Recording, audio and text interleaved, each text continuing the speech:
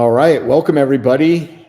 Happy Monday, and we are in, second week of May, almost halfway through 2025. Bob, that's pretty wild, isn't it? When you think about it. Yeah, my life is centers around when kids get out of school and, and conference time. But you're right, we're halfway there already. That's just crazy. Yeah. I know we talk about this pretty much week in, week out, but every time I look at the calendar, I'm kind of like, it really floors me how quick this year is moving. I know. So, yeah, right, Phyllis. I mean, it's crazy. It is crazy that it's already mid-May. Oh, today's my daughter's birthday. She turned 16 today. So Bring her on. We'll sing her happy birthday. Bob will bring her. Bob's got the guitars. We can. Okay. I don't have one on me, but yeah, usually I do. Come on, Bob. I'll work on something for you though. Yeah, she has to take her an AP exam today. So she's like, on my birthday. I'm like, it's okay. It's okay. There'll be more birthdays. Mm-hmm. All right, let's go. All right, fantastic. So we will get on into it here. We got some folks coming in. Last week, I don't know if you all caught last week, but once we get rolling, I will put the URL in for everybody to see. Yeah, Charlie, it's crazy that Q2, Q2's halfway over.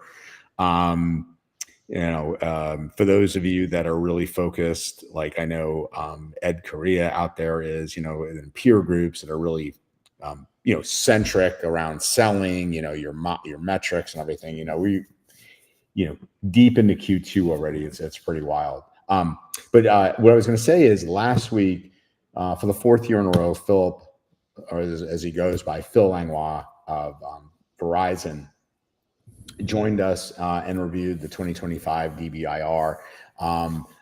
It was like we're gonna have him back. He agreed to come back, and because we only got scratched the surface, I felt, Phyllis, of that report. It's massive. What was your favorite part of it, Phyllis? Anything for you that you really took away from that conversation? I think it's just kind of like the trends, while they are different, ransomware is up and things like that. I think, it really is, I say it all the time, back to the basics. How you mitigate really, is the same. And so time and time again, it's really that essential cyber hygiene that is going to help organizations defend against these top threats. So, I mean, I think that's encouraging for everyone listening in to the CyberCall, right? Because we've been, Andrew, I mean, next week is going to be the 5-year anniversary, and you have been beating the same drum. Kudos to you.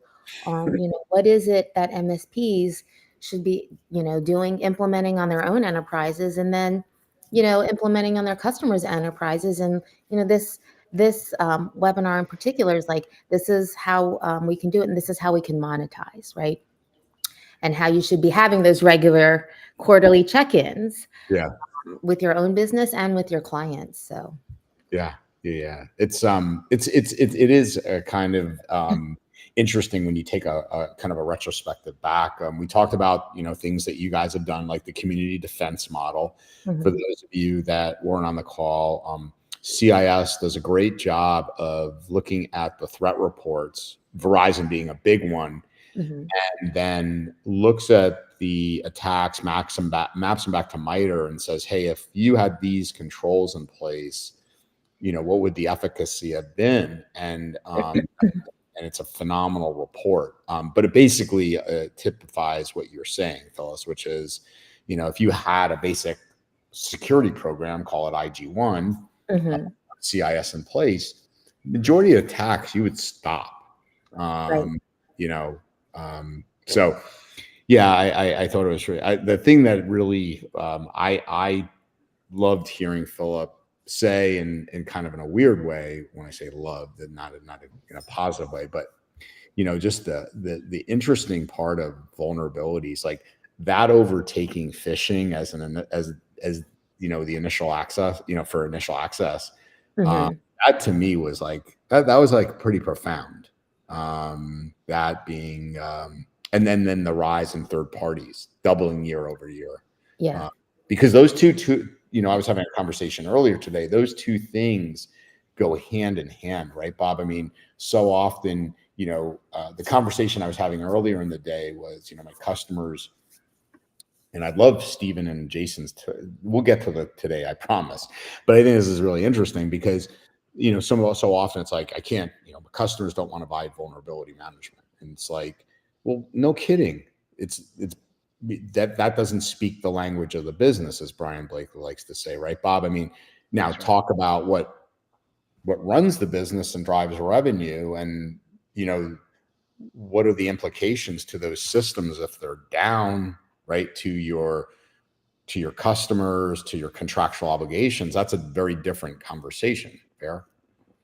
100%. Yeah, I mean, we're so integrated now too, right? A lot of a lot of our tool sets are starting to do a better job of integrating one another. So if you experience a third-party attack on one system, it's not just isolated to that one system anymore. Now it can actually affect your whole workflow. So it's getting more complex when you look at the number of systems involved in a workflow to get something delivered, sold, delivered, supported. It doesn't take a lot sometimes to disrupt that. So yeah. Well, the example I'll give here, Stephen, and your take on this, there was a release today, that it was one of the big healthcare providers, I think it was Ascension. They were, they were breached, something like 360,000 health records. The point is when you trace it back to what Bob just said, it was the Clio vulnerability. Oh, yeah. And again, like I said, an executive in a big medical organization doesn't care about vulnerability management, but an executive in a big healthcare organization does care whether their EMR isn't working and whether they're going to have to tell, some state regulator that, they're now responsible for 360,000 records, right? Absolutely. That, compromise. And they're going to worry about the HIPAA violation and release they're going to have to deal with, right?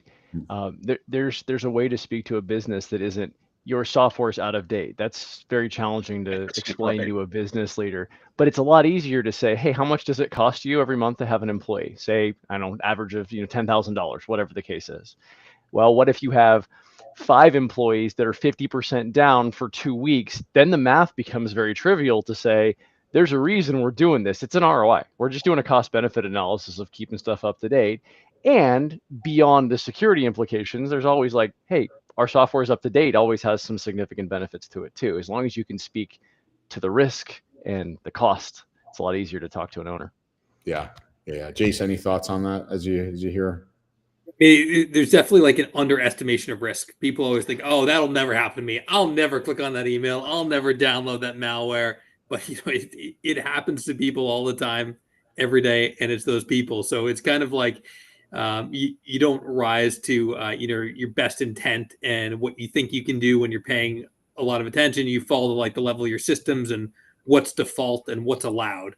So thinking about what's permissible within an organization, what you should be doing is great. And some of the security, like there are things you can do that don't even cost a lot of money that you should be doing that are inherent in there as well, like things like local admin that just makes sense to do.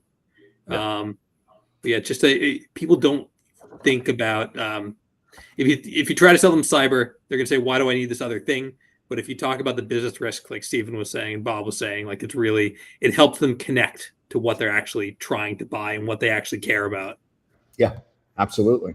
So good points. All right, so let's get into today. I just wanted to frame out why last week, we were very high, say high level. We went into the gold standard of threat reports. I think it's something to the tune of their metadata set starts at about 40,000 incidences, and then they start to whittle it down a little bit. But it's global. It's oh, by the way, SMB was 88% in terms of I forget the exact what it was pointing to, but I mean it was significantly more, 80% relative to enterprises of being compromised. It was like off the charts. We did talk about that as well, but today we wanted to kind of get what MSPs are personally dealing with, and I call it the hot topics, right? Stephen, you and I were talking about a week ago about some things that are really on your mind. And so I thought, let's get 3 awesome MSPs on today, talk about those subjects that, folks like you are dealing with, and I'd imagine everybody in our audience are dealing with. So as we get into that, let me kind of do some intros. We're going to talk today, Stephen, about, some ideas you had, which was around ZTNA, because everybody loves VPNs, but outsourcing, SOC, in-source versus outsource. When do you do one versus the other? Securing M365. So we could maybe summon Bo Bullock in here for those that know Bo. But some things that we're all dealing with. But with that, Stephen, let me start off with you. Quick intros. We'll kick it off to Phyllis for the questions. So, Stephen, welcome for the first time. Hey, thanks, Andrew. Good to have you guys. Hi, everybody. My name's Steve. I am the security practice manager over at Ensight. We're about a 400 client firm in California and Hawaii. We focus, as probably most MSPs do, on small to medium business between about 20 and about 150 people. I also lead the MSSP practice, so we do both client outsourcing and other outsourcing for just pure security. So security is what I do. It's all I do. So that's why I'm here. I just have a question. Is this, the Mike Chapek question? Did he add the Hawaii location? Listen, if the Honolulu office gets compromised, I need to physically go visit it because of security reasons that are real, sir. Yeah, that's what he wants. Yeah, I have to go there. Jason, welcome. Good to see you, and thanks for coming to the CyberCall. A little bit about yourself, my friend. Yeah, absolutely. I'm Jason Hasse. I've been in and around I've been in and around the MSP industry since about 2007. Known Andrew since the start of the CyberCall before that. And just I'm working at a company, Drawbridge, now. We do a lot of governance, oversight, advisory for alternate investment companies. So very hyper specialized in the space, but a lot of just general MSP business background to scaling companies and working in regulated spaces mostly. So pleasure to be on today. Yeah, and you're pretty humble, Jason. I'll toot your horn for you that you were at Escastle, which is a massive MSP, for a number of years. You were instrumental in leading their ServiceNow implementation, so you got some chops behind you, and you're very humble. So thanks for joining us. I'm excited to hear about your perspective on ops and things like that. You look at things in a pretty unique way. So thanks for joining. Bob, as always, great to have you back. Yeah, man, I'm glad to be here. I've gotten to where I really enjoy being able to get online, and especially Phyllis is here. That's always kind of a special thing for me personally. Yeah. Really. But yeah, I manage MSP, MSSP in Southern Louisiana, nowhere near Hawaii. But yes, so I've been doing that for about 7 years. So that's my chops as it relates to this. Good. All right, Miss Phyllis, I'll kick it to you for some questions. Yeah, sure. Also, I looked up the 88% figure, and it's SMBs are experiencing ransomware-related breaches to the tune of 88%. So that's pretty high, and it's higher than enterprises. Yes, large enterprises. Which it was significant, Phyllis. It was something like 88 to 30 something. 39% is for the large organizations. So we all have to pay attention to that for sure on this call. Yeah, absolutely. Yeah. So, Stephen, how has your MSP approached implementing ZTNA, Zero Trust Network Access? And did you receive any pushback from any of your clients while you were rolling it out? Well, I pretty much always receive pushback when I'm trying to sell stuff. So I think we're all there on that one. But so we started noticing probably early last year a decent amount of compromise in SSL VPN, remote access VPNs. And it originally was 0-day flaws or old firmware in firewalls, stuff like that. But it got to the point where it was unpatched 0-day flaws, and it appeared to us that the technology of a VPN where you have a hole open listening on the internet for a connection to come in, I can imagine that's just not a particularly safe methodology anymore, right? The design is flawed because you're listening for something, and eventually someone's going to find a flaw, whether you're not patching the firewall or you're not patching the firewall quickly enough, or it's a 0-day and nobody knows about the error. Like, this is a common thing we were finding. In fact, we've had this calendar year, 25 alone, we've had 5 breaches of our clients of a flaw that was a month old or less. Right. So we had to go to our clients and say, listen, this is just not a secure design anymore. It just isn't. Listening for something coming into your network is an issue. The biggest problem we got is that, typically when you sell a firewall, you sell it with a license, and that license can come with, VPN access or something, right? And clients understand, even if the license is an addition, this is what the firewall annual renewal costs, and it's part of the firewall budget, and it's part of the thing you sell every year. The biggest pushback we got was wanting to go to an independent third party, where in Zero Trust, most of the authentication is done up in the cloud, right? So you're connecting it to SSO via 365 or whatever the case. And that's where, and then it rides the initial connection back down. So you're not listening for anything, but there's a vendor involved in that. There's a different price involved in that. There's more to say, hey, we were connecting remotely, but you want us to connect remotely still, but pay for it now? Obviously it's not completely true. They were paying for it previously, but the biggest problem was saying, this is new. You need to pay to do the same thing in a way you didn't before. And getting clients to understand the first 5 minutes of what I just said about connections coming in and how it's not safe. That was a huge pushback for us. And it still is. Yeah. Wow. Jason, I'm just curious, Jason, do you guys being regulated and, dealing with a lot of regulated clients, So just challenging, or, give us a sense of what the scenario is. It's two sides of the same coin for some of it, because you're working with highly regulated clients. There's a forcing function. There's a forcing function from investors. There's a forcing function from competition, but there's also just the general need to be secure and run your business, the general comprehension. Some of the pieces about Zero Trust are that it can work easier and better than VPN too. So there's some things that you can approach for how you set it up and how you look at it, that it's a user experience improvement in addition to the security. So there are ways to kind of frame it and bundle it in for how you're packaging it that I've looked at in past companies for how you can think about rolling these out to customers and having them be happy to, pay the additional to make it easier so that people can be more efficient and not deal with the same issues. Like a good example for that might be looking at, how much time are you actually spending troubleshooting things for VPN, and how much time are people having issues connecting? How much can you alleviate by having it just on the device and just work?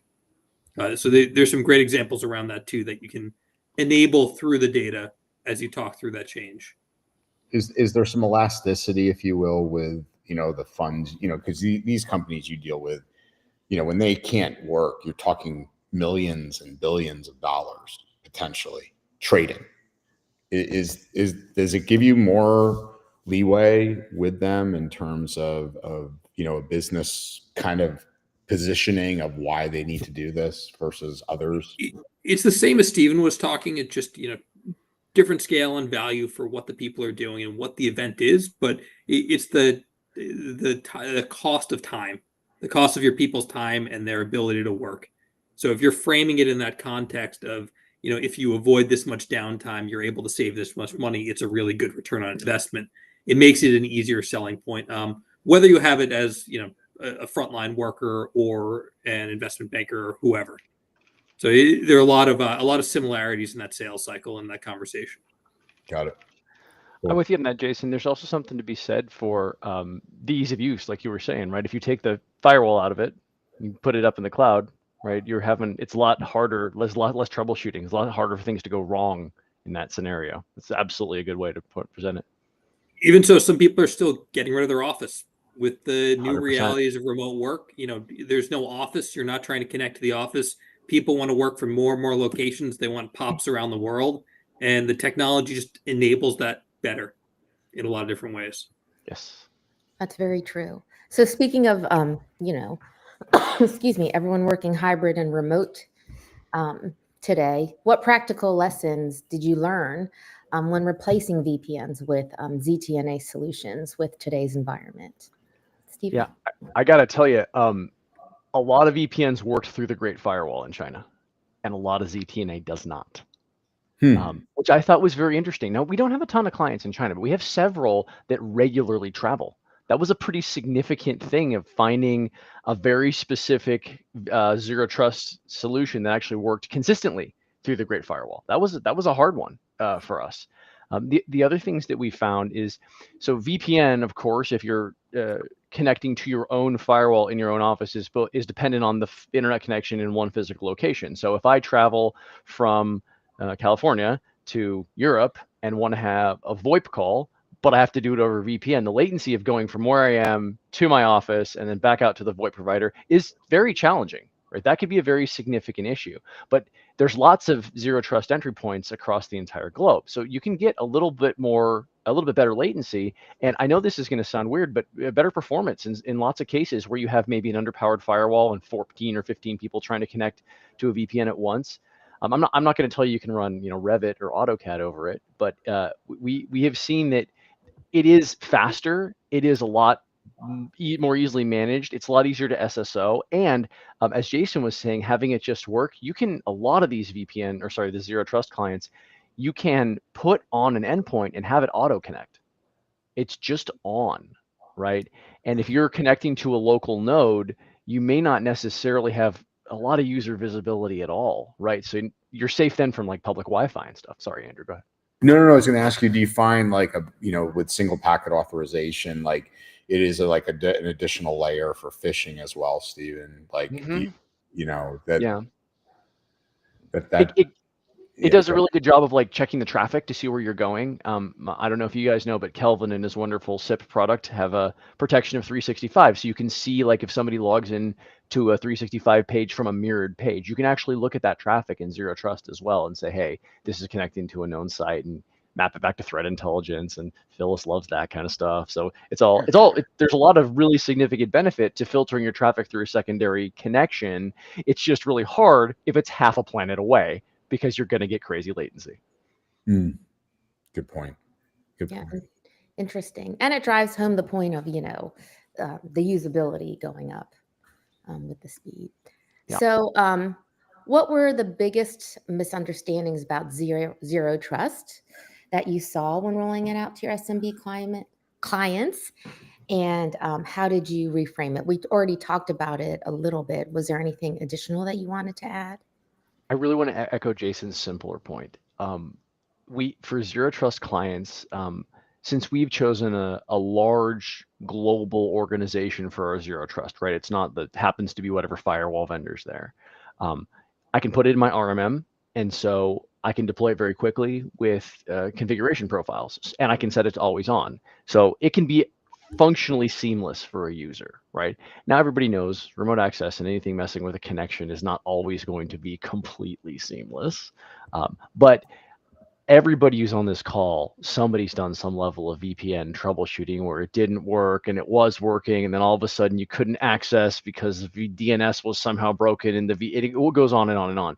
Those problems seem to be much less significant because, as everybody knows, developers are putting a lot of money into the cloud and subscription-based models. So there's a decent amount of support and development behind cloud options because it's an annual or a monthly cost, right?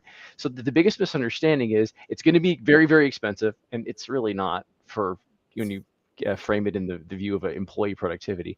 And it's going to be very technically challenging, which is actually less technically challenging. So I don't know, Jason, if you have any more on that, but that's what I was thinking. I'm just kind of curious if you frame it out like there's the new client perspective, or if you're bringing on a new client, you can put them on anything. They usually, as long as it works, they don't always have preferences about which way you do it, as long as they can get to that end goal of the remote connectivity.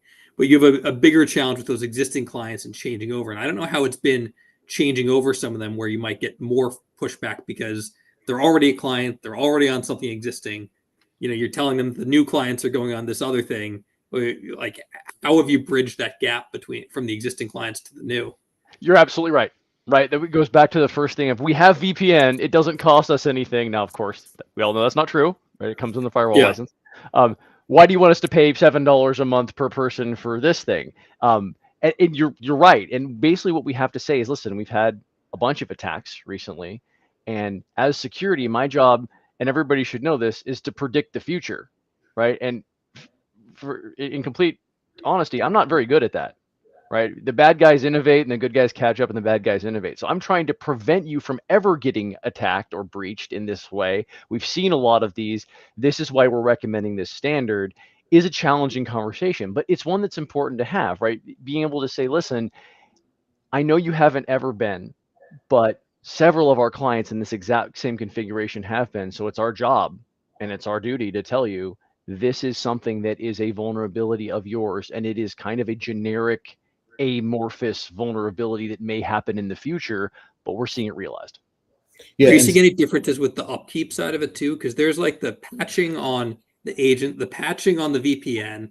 There's keeping up to Patching on date the with firewall. everything. Where the ZTNA, where it works a little different for Mhm. for how you're applying updates, and there's like a total cost of ownership conversation to be had as well about like how much Yes. does it take to actually upkeep this thing versus Well, versus something new.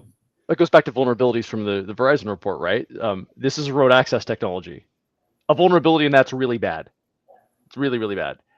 With zero trust, right? The cloud provider never makes you patch their cloud architecture. That's their job. So all you have to do is make sure your single application on endpoints and not your firewall and not your IDS and not all these other things have to get patched, right? And a lot of them auto update. That's a very common thing for SaaS applications, right? So yeah, it's actually a lot less upkeep for us and a lot less for the clients. Stephen, with those clients that were, and we all have stories about that, right? Where you did have an SSL VPN compromised. What kind of downtime? What kind of impact to their critical systems and servicing their customers, contractual obligations? Were there impacts on those things? Tremendously. So I'll give you a couple. MSPs out there. I know we've all had some kind of a single sign-on connected to Active Directory for your VPN. Sometimes those have too much power. We had a client whose VPN had been configured by their previous provider to be a domain admin, and it was the Fortinet flaw. And they got in, they compromised the domain admin account, and we said, you are now resetting every password across your cloud and your enterprise. This was about a 150-person client. The downtime was multiple days before they were back up at 100%. That's a lot, right? Plus, we had to say they had domain admin access. Right. And what kind of company was it? This was biotech. Yeah. And did they have, for example, with biotech, did they have IP? Certain types of IP in their biotech? Did they have fulfillment? Did they have things of that nature in relation? Yes, all of it. Yeah. Yes, and personally identifiable information. It wasn't HIPAA, but it Right. was. There were some very uncomfortable conversations, and everybody. Reputational damage is really hard to show on a balance sheet, but that does not make it any less valuable financially. It is a big deal. But this is the point: no one cares about patching. No one cares. People get very focused on it's $7 more. I love the fact that if we can start to think about what is the business impact in the stories? Here's the story. This is a real thing that happened. Would you pay me? Hypothetically, Stephen, 150 people, or let's go ahead. So it's going to be whatever, $10,000 more a month, right? At $7. Sure. They were down for 2 days, right?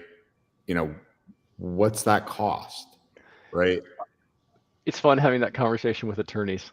They know exactly how much they cost to be down.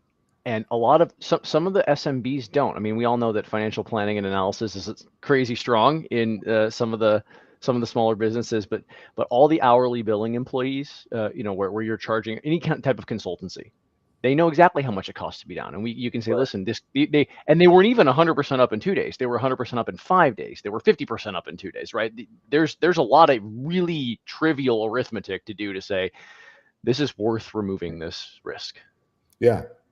But again, the end result, what I want everybody to get out of here is really focus on not like FUD and you're going to be down and this, that, but the business impact. We talk about business impact analysis, right? That's where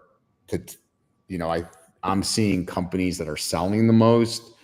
It's those conversations, right? It's not about the controls, right? It's not the details and the minutia. Yeah. I think you just covered my last question, which was, what is your strategy? When dealing with organizations who have never suffered a breach, when you're trying to sell them security or a new security project or product. I mean, it's easy. People find religion once they're breached. Of course. Now that all the animals are gone, let's close that door. Yeah. Uh, but honestly, Jason probably has a really good point on this. It's challenging to sell. Something may happen. We're trying to prevent it from happening. This is the best practice. But Jason, I would assume it's less challenging when somebody's heavily regulated and you get to say, hey, FINRA says you got to do this. That's it. You know, there's some of those where you can lean on it and you can say, an investor said you have to do this. There's some you can lean on it and say a regulator had to do it. But increasingly, we're looking at the data and saying, here's what all your peers are doing. Here's what all the people that look like you are doing. You're doing less in this area or another area. And as a result, you should do more to keep up with the crowd, with your average peer, so that you can compete in the market. Everybody, Microsoft 365 Secure Score has a fantastic comparison of clients of companies of similar type and scale in there. And you can say you're at 44%, average is 52%. What's going on? And it's an amazing sales tool. Yeah. Jason, you've always been really good at that. I'm glad you brought that up. What are your peers doing? What's best in class look like for your category, right? You're in the legal field. Let me share with you what the leading law firms are doing. They're doing this, this, and this. Your score is in here. You're there and here. It's a challenge because you're competing with each other, with the other companies in some sense. So you could differentiate a little bit to say, we're more secure than the other law firm, so you should trust us with your data, with your case. It may not be the reason that they ultimately buy it, but if they're down to, it's one or the other, and they're looking at you in a final stages, like it could be a differentiator that could push you over the edge into why you get a customer, why you don't get a customer. But it's helpful to get down to that level and really understand like what people are doing. And I always equate it back to, you don't have to be faster than the bear. You have to be faster than the person next to you. Exactly. And especially as you talk about like ransomware and phishing and some of these other tools, there's a lot of spray and pray. Like there are all these spear phishing, deep fakes that like make the news, but from like the Verizon report for everything else, it's a lot of things that just get sent out in bulk, hoping to hit some sort of target. And from there, they try and get a foothold and then take it to the next step. But like it's just, it's surprising how that, I guess not surprising, how that's still prevalent. That's actually, a very interesting strategy. And it kind of rings true to me as well. We have our free control self-assessment tool. And like, one of the most highly popular features is this is how you rate against your peers, implementing this control or whatever. So it really helps. Phyllis, I got to tell you how much I love being able to say, hey, CIS, this nonprofit that has nothing to sell you, that is not some guy, one opinion, is saying this is an industry standard thing and your peers rank like this is very powerful because it comes up as nonpartisan, effectively. There are two kinds of comparison that are really important. There's comparison against your peers that is changing over time. There are always new things. But as someone working at one of your clients, the comparison over time is helpful for them. They want to show their boss that they've improved security over time, month over month, year over year, because they want to go and show that scorecard to them and say, I deserve a bonus because I did this great thing. I made us more secure. I saved us this much money. I did something else. So it's helpful to them too, even though they might not realize it. Yeah, that's awesome. Excellent. I know we're going to Bob, and I think to maybe just hammer this home one last time, Jason, it's, I think also, and Brent Adamson said this at Right a Boom, the keynote speaker, it's about giving companies confidence in making decisions. So it's like, hey, and working with companies like yours, there's 5 questions they look at. One of them is how they compare to their peers when it comes to X, right? And you're not sitting there telling them. Now all of a sudden they go, well, what do you mean how I compare to X? And then you can say, well, leading law firms such as such and such, when looking at Microsoft's, using as Stephen's example, looking at Microsoft's secure score, we're at 82%, right? What are we at? Well, let's take a look, right? So yeah. And why does it matter? What risk does it tie out to? Exactly. Yeah. All right, Bob, over to you. All right. So yeah, Jason, my experience with this has always been when you start talking to people who really don't understand all of those peripheral issues that really cost more than just money, like reputational thing.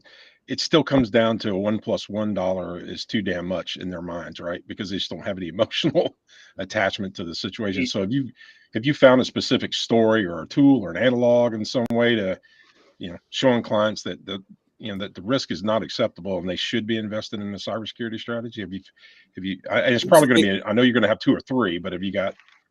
Well, you know what, I actually have some challenges with how this is constructed, because there's some of it where it's hard to convince someone that doesn't want to pay the money. They don't see the value. It's really hard to just give them a generic example.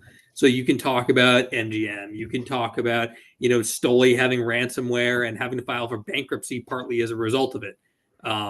Those still might not hit home. I find that if you're talking to someone about security in general throughout the course of my career, it's about bringing that example home of knowing their workflows and knowing what they're doing. It's about saying, assume this teacher has personal information on their laptop and they bring it to their kid's soccer game to grade papers, and they lose it. The drive wasn't encrypted. All that information is out there, potentially exposed. And the more that you can show that you understand them and their workflows, the better it's received. So it's less about like a specific analogy or an example, and more about just putting it in their vernacular, in ways that they talk about their business and how they run. I don't know if you found the same, Stephen or Bob. You got to learn about their business, man. 100%. You got to do that heat mapping. You got to understand what their business is. It's a lot more straightforward when you understand how their systems work and how they derive value out of their own systems to do the job, right? And so anytime you can put it in context to that, it's a much better conversation, I would say. I don't know about you, Stephen, but that's at least how it's worked for us. So. Yep. Everybody out here listening, you ever had a CEO accidentally leave their cell phone in a bar? I got a couple of attorneys that like to do that every month, and I got a couple of financial advisors that would never do that in the history ever. It would just not happen to them. And knowing those nuance, really important in explaining risk to them. Yeah, I can believe that. So, Jason, same sort of, and along those same lines, I mean, when you've got a bunch of people who are offering similar solutions that we're talking about, right? Because there are a lot of us that kind of offer similar solutions. What's a way to get above things like the vendor noise and actually try to differentiate yourself in some way that makes the fact that we're all working with the same tool sets in a lot of cases, that's not the thing that you're compared against. You're compared against whatever characteristics that bring value. So I'm a little biased in this, just from my career and also my current role. So I just raising that as a flag first. But I think that the specialization and really understanding the customers is important. One of the things that I've done throughout my career is worked at highly specialized firms, and I think that there's a value attributable to knowing what 1,000 of their peers are doing at the same time. For a client that calls you up and says, I have an issue with my Bloomberg machine, and the response isn't what's Bloomberg, it's, oh, I saw that issue at another client, we're actively working on it. It's night and day. And the same thing for here's how these other law firms are dealing with risk, or we've looked at risk across thousands and thousands of companies in the same way. Here's how they work, here's how they operate. Even outside of cyber, when I go to a vendor, I want them to tell me, here's how 1,000 of your peers are doing it. Here's how everyone else is making this problem work. Because as much as we all like to think that we're unique, even from the risk side, we're not. We're not. We have a lot of the same problems in every single company, every single industry across the map. Users. Yeah, I believe that. You say users? Jason, do you, especially users. I was going to say, have I ever had anybody leave a phone at a bar? I mean, I live right next to New Orleans, so yeah, it happens all the time, Stephen. They leave their phones at bars all the time. But you're right. You got to be able to handle that, obviously. So, so Jason, do you guys actually standardize on some framework? On a framework. When you're talking, you use that as a vocabulary method like CIS or NIST to kind of benchmark their assessment. Is that something you guys do? Phyllis, don't kill me on this one. We love all the frameworks, and they're very helpful. But just like everything else, our clients are trying to prioritize and figure out where to focus, which is some of the implementation groups and some of the other ways. So we've actually taken some best practices from a few different frameworks and built our own that's a little more specialized and a little more operational around our industry. So it's just very, very focused that we found has a pretty good result in highlighting risks that they should fix that are very impactful for them as far as the relative score and from, unique risks to their firm. Like there's a lot that the frameworks go into that work for so many companies and across so many industries, and we try to make it a little more specialized. So not to say there isn't value in looking at them, but we've done something a little more unique and boutique for the specific industry. Well, I mean, you're using that as an element of differentiation, right? So that is a way that you're differentiating yourself, right? You're looking at best practices across multiple frameworks and making that have value because you understand your customer and what their business is, right? So it makes complete sense to me. We branded our website as the Drawbridge Benchmark. So we have our own unique score. There's some proprietary value in doing that. So again, biased in that sense, but ultimately we're trying to get people hyper focused on the things that matter. And no matter what framework, you have to put it in business context, and you have to talk about like the 3 to 5 things that they can fix and how they can fix them and how to make it easy for them. The more work you make people do as you identify these risks, the worse they are at adopting it. I've seen that just over and over again throughout my career. Sorry, Andrew, go ahead. No. I didn't mean to interrupt you, Jason. I think you just said something that's really important. I was at Kaseya Connect and I did a presentation, a lot of it grounded in this book called The Jolt Effect. And you mentioned something that's really important, not offering too many things, right? I think if I heard you say it, am I paraphrasing you correctly? First off. Yeah, I mean, it's very helpful to get people to focus on a handful of things. And I've actually even heard someone say to give people options, give them 2, not 3. So like minimizing it so it's not much to think about and decide between. Well, no, I'm glad you said it. Because so what they're finding is, and I'm not going to get into the research and all this right now, but they found that top sellers do a few things differently. Number one, they limit options, right? Number two, the buyers these days are more fearful of making a wrong decision than doing something that could lead to a better outcome. So think about that, 2.5 times more fearful of being wrong than they are doing something that could be potentially good. And what these top sellers are doing, Jason, is they help the buyer de-risk and give recommendations and start to narrow down, like, hey, look, based on your profile, being in this type of alternative investments, yada, yada, yada, we found that focusing on this or this are the most important things, right, for an alternative hedge fund, as an example. Yeah. Right. Well, there's only so many dollars. Like some of our clients may be able to spend more than some, maybe not be able to, depending on the firm that you're working with and the size. But there's only so many dollars to go around for any kind of budget related to technology, related to cyber, related to everything else. Like, where do you get the best bang for your buck? Where do you get the best protection? Because you're not going to do everything, and it's a perpetual challenge of prioritization.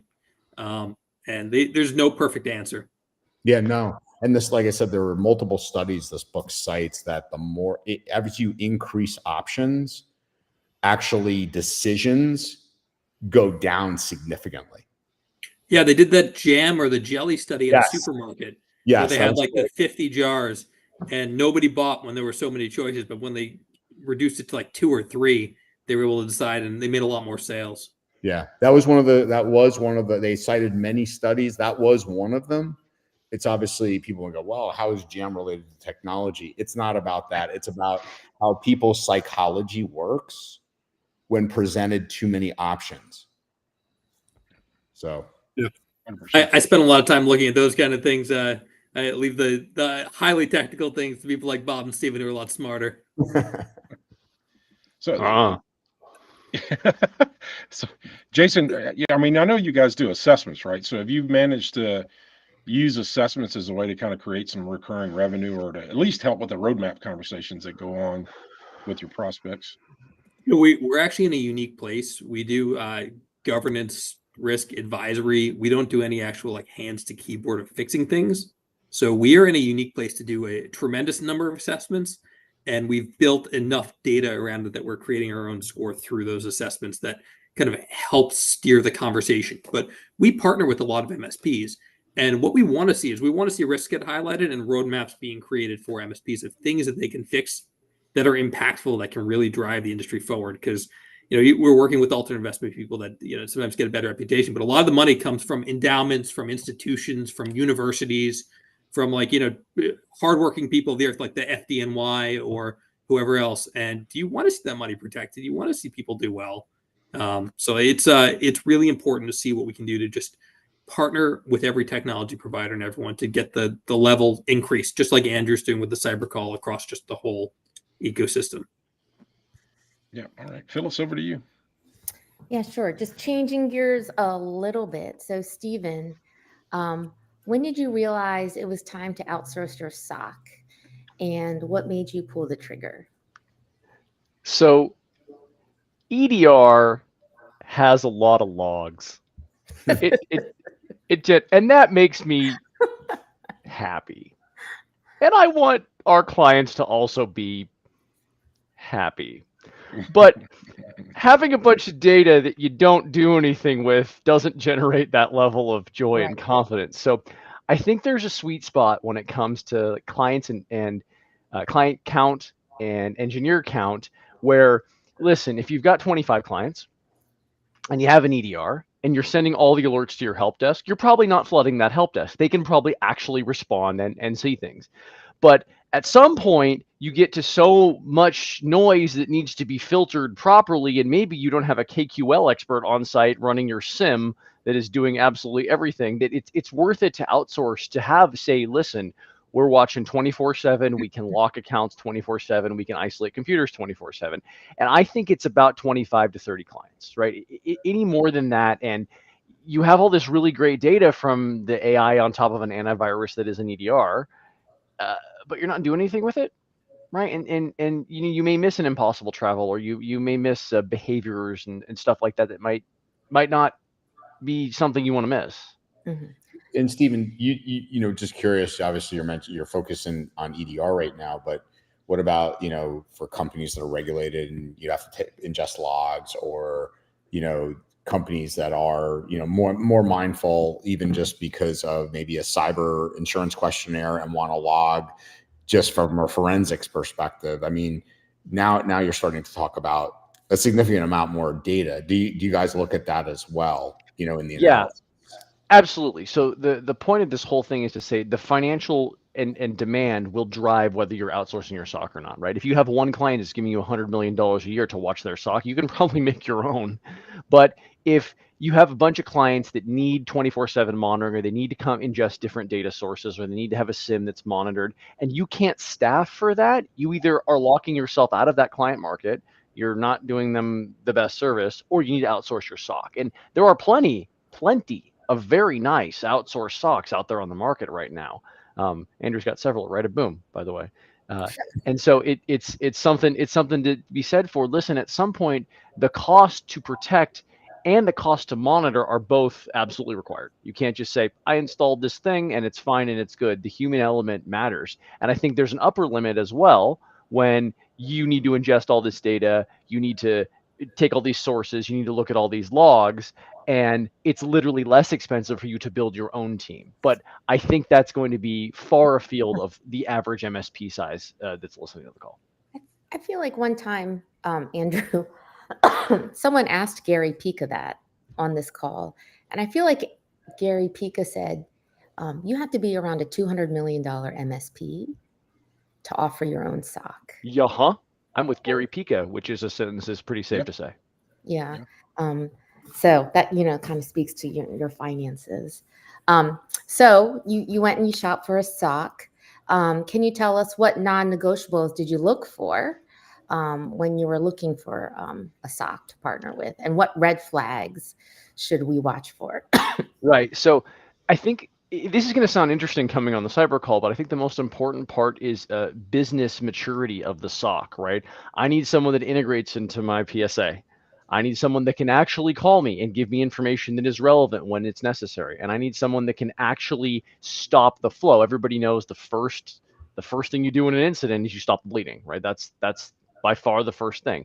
So we need someone who can do all these things, who can bill me accurately, who can bill my clients accurately, who is not crushing the performance of my systems, and who is able to actually provide the services that they are contractually obligated to provide. And you'd be surprised how many we found that simply couldn't make a call when it was necessary, or couldn't isolate a machine within a certain period of time, or didn't see the human portion of like an attacker doing a lateral movement, which may not be very tool detection based, but it could be human behavior based. So the thing that mattered to us was, can you SOC?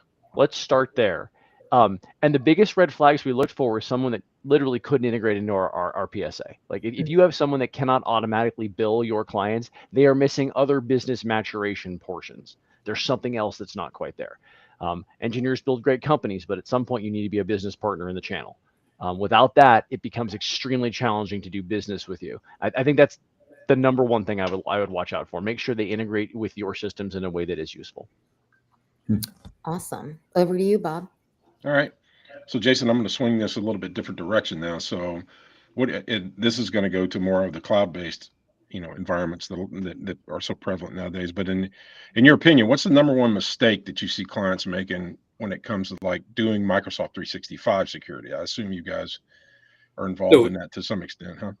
Yeah, I mean, we do 365 assessments and other cloud assessments, and the biggest mistake is just that the fallacy of thinking that they spend millions and millions of dollars on security. So I'm secure. I don't have to worry about it. I don't have to audit. I don't have to look at it. I don't have to continually check it. People just getting in that mindset and not thinking like there's actual operational risk to how I set this up, or someone connected a brand new third-party system to my data. Like, is my data exposed now because they had a random connection that they can now do more easily because we're in 365 versus somewhere else? People don't think about those connections. They see the top dollar numbers and these articles about how much they spend on security and how, someone just acquired a new security company or that new security company, but they don't think about just the basics of like, how do I check? How do I audit? How do I make sure I'm actually secure in practice? And some of those things don't cost a lot of money to do. I think it's surprising. Yeah, I think it's kind of surprising that some of the features that you can get now, right, and configure, you have to know to configure them. That's the main thing. You have to know how to turn things on. But to your point, it is not a fire and forget sort of a thing that you do, right? Once you're up and running in a cloud environment, it's still a live environment and changes happen all the time. We could probably talk a whole hour about just turning Copilot on in your tenant, right? And all the things that can go down along. I saw Steven's where I'm at on that, right? Now I'm cold. Thanks, Bob. Well, but I mean, that's the truth though, right? I mean, that's the environment. Everybody's so focused on wanting to get the productivity gains that you can get when you use these models, but we're still kind of in the beginning stages, right? How to secure these cloud tenants to the point that you can actually turn people loose in the organization to use them without exposing everything that's in there because it hasn't been tagged correctly, or you don't have a strategy as it relates to it. I heard a scary stat the other day. Do you want to hear it again? I heard a scary stat the other day. Do you want to hear it? Yeah, please. 80% of iPhone users don't touch the settings at all. 80% of iPhone users don't touch the settings at all. Mm. Use the default off the shelf. Don't change anything. It's frightening. I'm not sure why that's a surprise. They don't, right, Phyllis? It's just scary. It's not surprising. It's just scary. Yeah, scary. Yes. And these are your BYODs on top of it, right, Jason? Right. Yeah. So these are the people that are not as technically savvy that are leaving their settings and they're clicking on phishing links. And someone sent a random phishing link to all these iPhones that have generic settings, so the person sending the link knows what their default settings are and has geared these phishing links to people with default settings to be easier to exploit them, and it's scary. But what you just, I think it's interesting what you just came full circle. I think you started off by saying, but not saying it. People think they're cloud infrastructure, cloud app provider. They don't understand what's in the shared responsibility matrix. If I'm paraphrasing No, that's it. Yeah. And then on top of it, right, when you think about coming all the way full circle back to, devices, right? BYOD. That's Eric Woodard's big thing, right? Phyllis, we've heard him a million times talk about how he looks at a shared responsibility model with his customers, and that if a customer has a mobile devices that are accessing M365 or any type of customer infrastructure, and the company won't allow him to put some type of MDM on those, it's like, that's yours. They don't even think there's a responsibility matrix. They just think it's all handled. It's done. It's magic. It works behind the scenes. Right. I mean, and I think, the strength of what Eric does, he details it very clearly. I mean, he has, this is what I'm responsible for, and this is what you're responsible for. And he really does detail like the shared part, right? Yeah. Like, okay, asset management, here's what I'm willing to do, but here's what you have to do. And he goes over that in detail. Yeah. He's very good at it. So. Mm-hmm. All right, I got one more question, and then I will hand it back over to Andrew. But so, Jason, I think I'll open. This should be Stephen and Jason, because and I have a little bit of experience, so we can talk about it. But how do you guys approach hiring offshore talent for your security teams? And especially in some cases when clients require it be U.S. only, where's the line legally or ethically when we start talking about hiring offshore security personnel for supplementing our workforces? What's your experience there? I feel like we need Eric Tills on the call for that one. This is it's a challenge with data all the time, because where do you actually draw the line? So I could use a fully US team, but my tools might be developed in any other country. They might be developed in Canada, and the Canadian company that develops them might use developers from South Korea. So it's like, where do you actually draw that line? I've seen a lot of people kind of contain certain data access to a limited group and number of people within the firm from the MSP that are servicing it. But in reality, there's potential for so many people to touch that data along the value chain of how it comes in through your PSA, how it's processed in your data and analytics systems, how it goes out over email, how the email is protected. There's so many areas that non-US people might be able to see it, or of a certain domestic or certain requirement might be able to see it. So, you have your best for your controls, but you're only, I guess you're only as good as your weakest link there. I don't know what you've experienced, Bob or Stephen, what you've seen. Stephen? So I think it's relatively trivial to isolate a password system, right? And that'll take a lot out, right? You don't have the passwords to these clients. It doesn't kill the PSA. It doesn't kill the RMM, right? Because you can still run scripts. I think one of the biggest lessons we learned on this is when clients say US only, we have to be very, very specific on what that means and what data pertains to. Does that mean only US citizens currently in the United States can access absolutely anything to do with your company at all?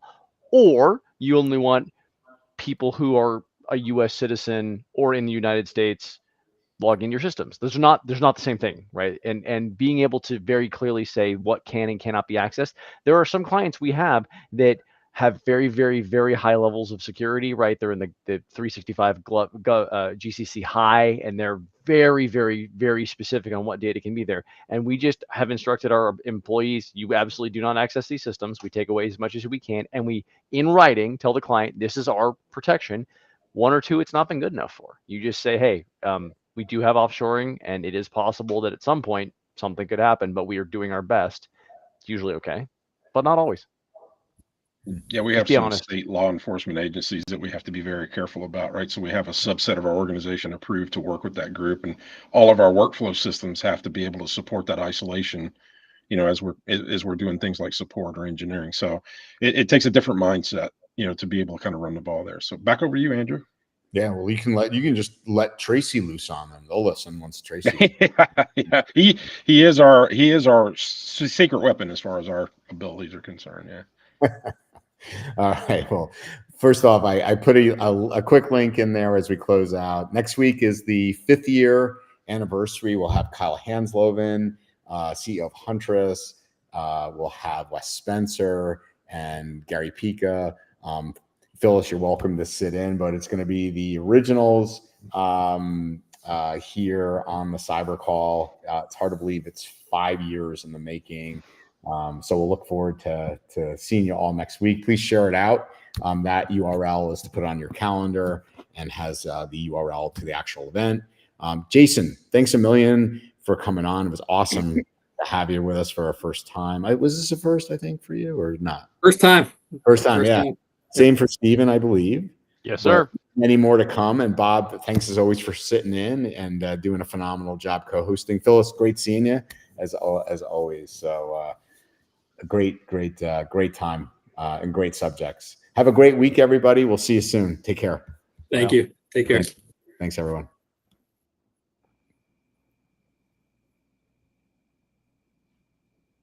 All right.